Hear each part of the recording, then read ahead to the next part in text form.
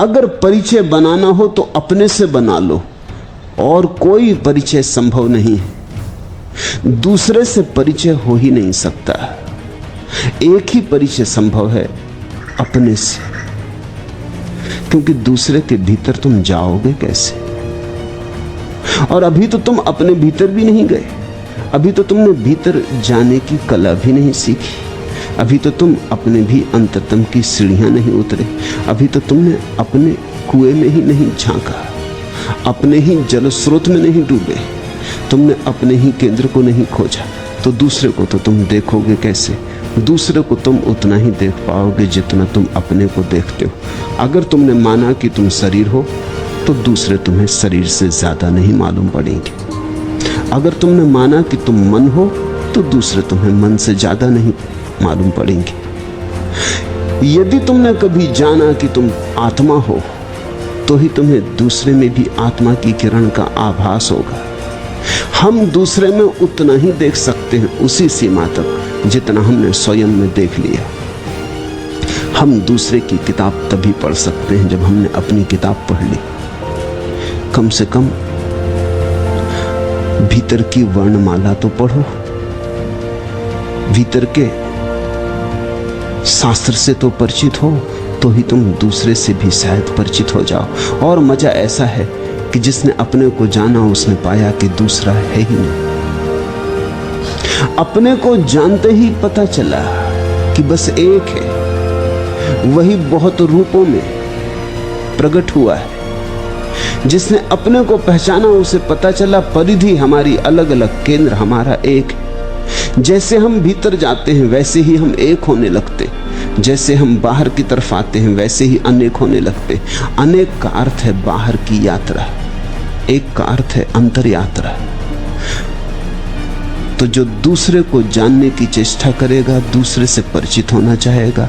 पुरुष स्त्री से परिचित होना चाहता है, स्त्री पुरुष से परिचित होना चाहती है। हम मित्र बनाना चाहते हैं, हम परिवार बनाना चाहते हैं। हम चाहते हैं अकेले न हो। अकेले होने में कितना भय लगता है,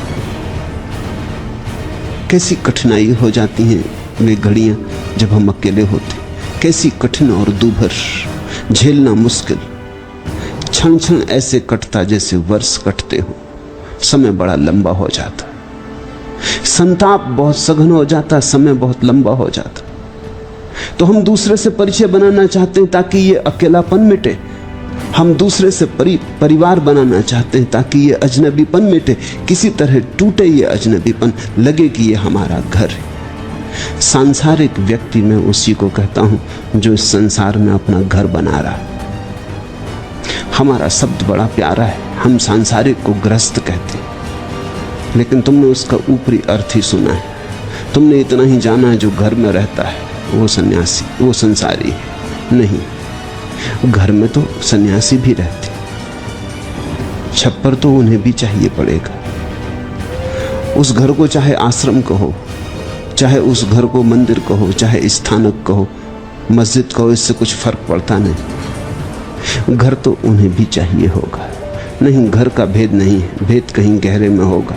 संसारी मैं उसको कहता हूं जो इस संसार में घर बना रहा है, जो सोचता है यहां घर बन जाएगा, जो सोचता है कि हम यहां के वासी हो जाएंगे, हम किसी तरह उपाय कर लेंगे।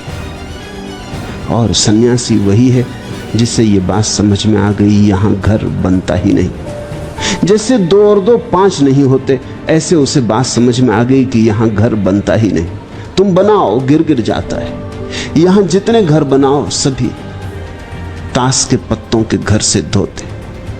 यहां तुम बनाओ कितने ही घर, सब जैसे रेत में बच्चे घर बनाते, ऐसे सिद्ध होते।